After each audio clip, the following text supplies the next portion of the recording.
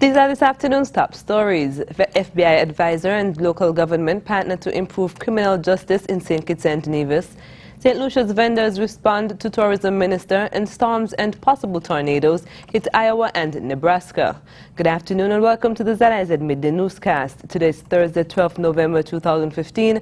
I'm Carla Berridge. In national news, the United States government and British High Commission criminal justice advisor, who is working with the local government, says that a partnership which extends to the U.S. Federal Bureau of Investigation's FBI can see a number of initiatives being rolled out in St. Kitts and Nevis. Speaking at Wednesday's launch of the Criminal Justice Strategic Board, Sarah Abraham revealed that some of these programs. We want to help you to establish various programs: a witness protection program, a serious crimes court, special measures for witnesses, and criminal procedure rules to help reduce the delays in your courts.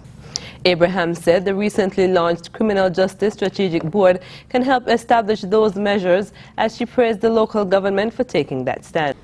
Across the world, these boards have managed to reduce crime, reduce reoffending, punish offenders, increase public confidence, and ensure a country has a fair criminal justice system which delivers justice for the victims of crime and protects the public. The Criminal Justice Strategic Board is the first of its kind in St. Kitts and Nevis and comprises of 15 residents, including 4 divisions. The country's Attorney General, Honorable Vincent Byron Jr., is the chairman. 5 bills and 7 resolutions are expected to be presented in National Assembly next week when the country's parliament convenes.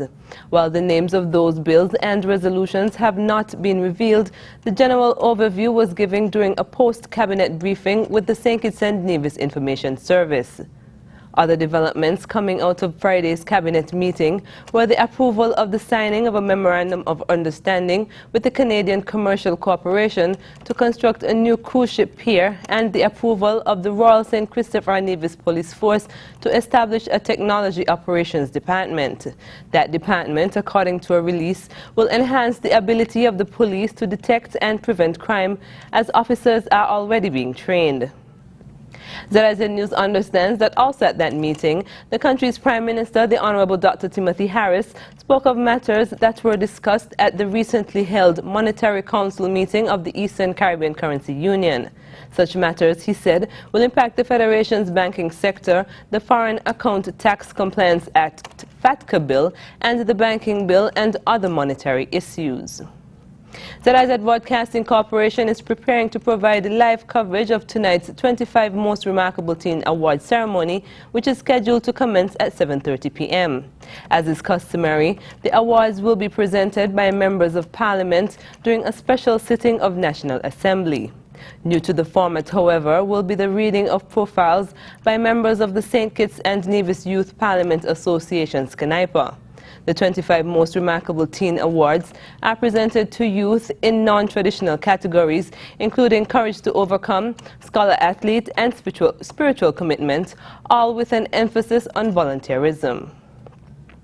A lot of people think that fast bikes are cool, and the girls sure like the guys who ride them. But, like so many things about life, you've got to be careful. Having sex without a condom is like riding a bike without a helmet. It's just plain dumb. It's okay to have fun, as long as you're smart about it. My name is Daniel the Lion Fortress, and I'm different, and I'm making a difference. Live up, love, protect, respect.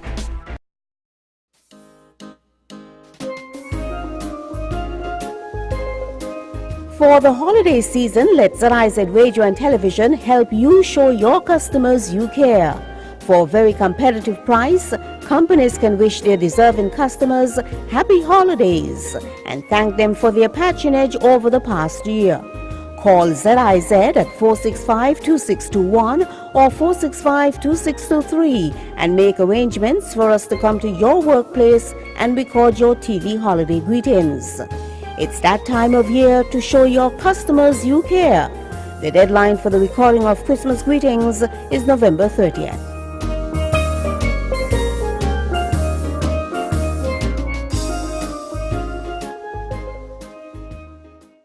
On to news on the regional scene. The Vendors Association of St. Lucia has responded to statements by the tourism minister that run-of-the-mill and poor quality products are affecting business.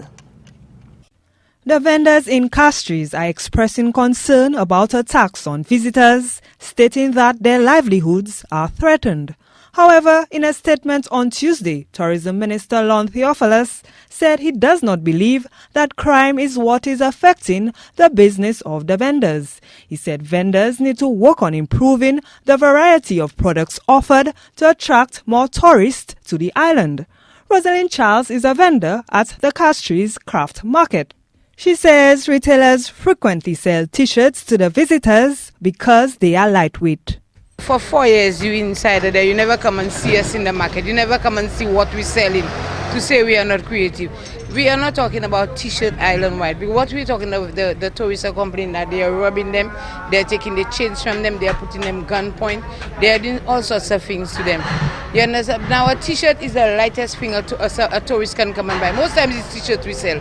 You understand? We have so many factory shells. The young boys are coming out from jail and they have nothing to do. So you find they all around the place nagging and doing this kind of thing. Why don't he say like that, he opening us the factory shells and for him to do something for the fellas that is all around the place. President of the Vendors Association, Peter Ras Iper Isaac, says the tourism minister needs to provide programs for the youth to produce local goods. I don't know why he's trying to divert the attention from the safety and security of the tourists to what vendors are selling. What have you done of late in terms of trying to create some kind of situation where the young people could be involved in creating local goods for the tourism market? Because the goods we buy here, the materials that they are made of, wherever they're coming from, do you have these materials right here in St. Lucia? We could get the youths together, train them and help them to mass produce these goods. They have factory shells there. We can get them and engage them so that they could be creative and they could create, there's a niche market for them right here in the Vendors Arcade, the craft market and elsewhere. Isaac is urging the minister to have a sit down with vendors and hear from them about ongoing issues of concern. The vendors say they are particularly concerned about what appears to be a marked increase in muggings in the city.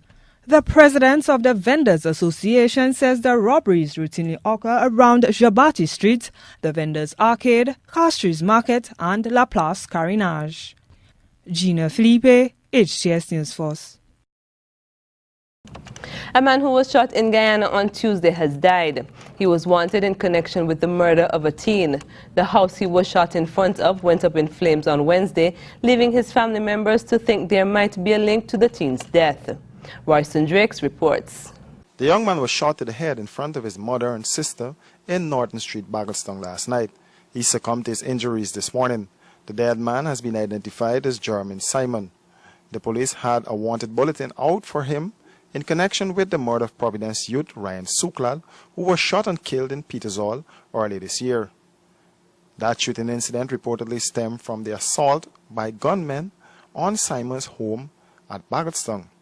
Speaking to reporters today, his mother, Nicola Simon, said her son was always fearful for his life. She's of the firm belief that his death was in retaliation to Suklal's death. And he bowed down, and when he reached till he reached near to the gate, he raised up and he put one gunshot to forehead.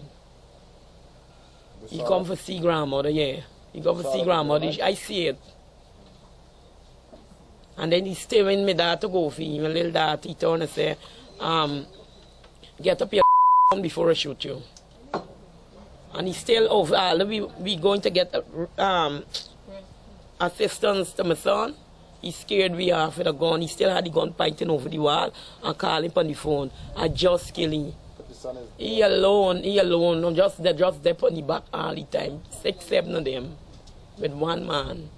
Running it down with gun, I know what for. Sometimes I come from work, if they're running it down.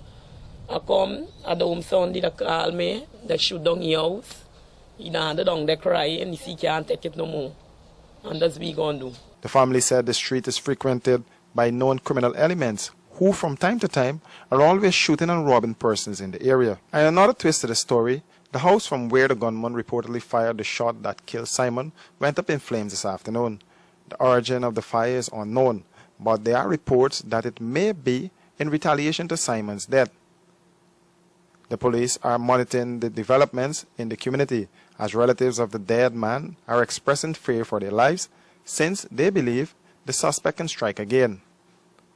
Reporting for Capital News. Internationally, weather officials are investigating damage in Iowa and Nebraska to see if tornadoes hit those two states on Wednesday. A major storm is moving east and could bring powerful winds to the Midwest today. Parts of the Midwest are recovering from rain, snow, and high winds as a major storm system keeps moving east. Weather officials are investigating whether tornadoes hit Nebraska and Iowa on Wednesday. It was loud.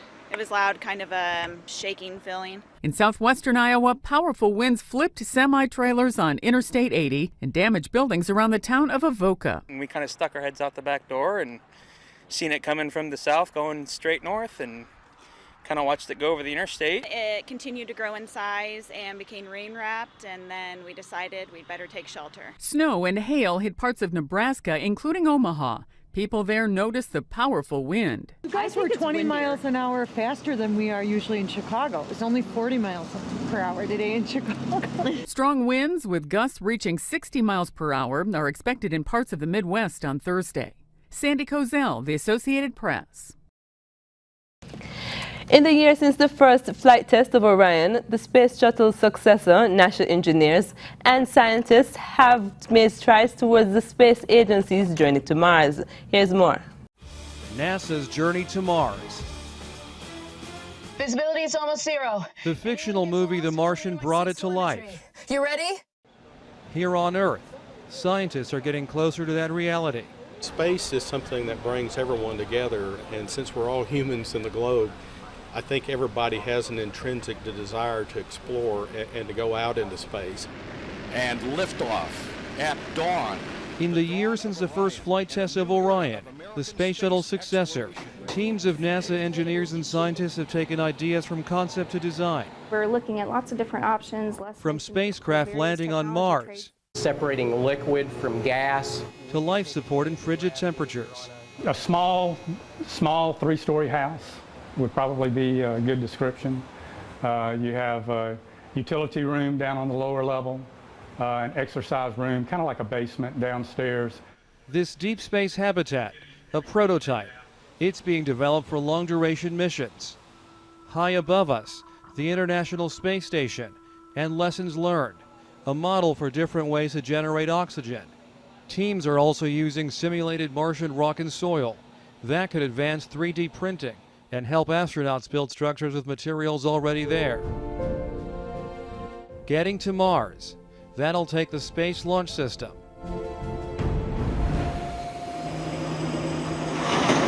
Across the country, sections of the world's largest rocket are coming together. Its engine tests, successful. The SLS will carry the Orion spacecraft and take Americans farther than ever.